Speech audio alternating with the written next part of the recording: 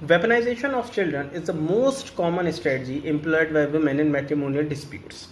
इसमें होता क्या है कि जो औरत है वो अपने बच्चों को उसके अपने फादर से सेपरेट करती है और उनको हथियार की तरह इस्तेमाल करती है अपने फादर से लड़ने के लिए, अपने मैट्रिमोनियल डिस्प्यूट सेटल डाउन करने के लिए। And I would say it's a very effective strategy. क्यों? क्योंकि फादर की जो माइंडसेट होता है वो ये होता है कि मैं वाइफ से लड़ सकता हूँ, उसकी फैमिली से लड़ सकता हूँ, लेकिन मैं अपने खून से कैसे लड़ूं।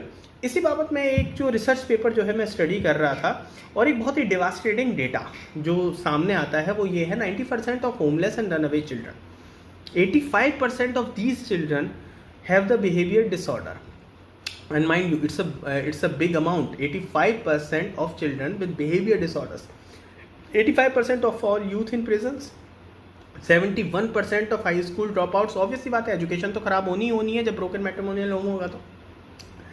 लेकिन जो गौर करने वाली बात है वो है 63% of youth suicides.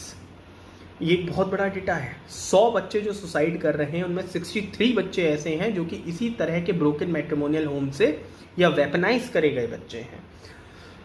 120% at greater risk to become a subject of child abuse. अगर वो डॉटर है, और हमने एक केस भी देखा था, हरिद्वार का वो केस था जिसमें एक पॉलिटिशियन लेडी थी जो कि अपनी बॉयफ्रेंड के साथ इन्वॉल्व थी, उसने अपनी नाबालिग बच्चियों को अपने बॉयफ्रेंड के सामने परोस दिया था। तो खासतौर से ऐसी महिलाएं जो कि एडल्ट्री में इन्वॉल्व हैं और उनके पास डॉटर है, वेपनाइज करके उन्होंने अपनी डॉटर को रख रखा है, वहाँ 120% ग्रेटर रिस्क है जहाँ पे वहाँ उस बच्चे का एब्यूज़ होने वाला है, इंक्लूडिंग द सेक्शुअल एब्यूज़। इसी 7x time more likely to become a pregnant as a teen. ये भी एक बहुत बड़ा नंबर है। 7 गुना ज़्यादा चांसेस हैं उनके टीन प्रेगनेंसी के। इसके अलावा रेट ऑफ डिप्रेशन हाई होने हैं, रेट ऑफ डिवोर्सेस हाई होने हैं, rate of substance abuse high होने हैं। बहुत ही डिप्रेसिंग बात है फादर्स के लिए। लेकिन एक अगर मैं कहूँ एक छोटी सी सिल्वर लाइनिंग जो है फादर्स के लिए वो ये है कि जब ऐसे बच्चे बड़े होते हैं, जब चीज़ों को समझने लायक होते हैं, जब वो समझते हैं कि अगर उनका ज़िंदगी किसी ने बर्बाद करी तो वो कौन था, जब वो ये सवाल पूछते हैं तो अक्सर उसका जवाब यही मिलता है कि उनकी मदर की वजह से उनकी जो ज़िंदगी ख़राब हुई है।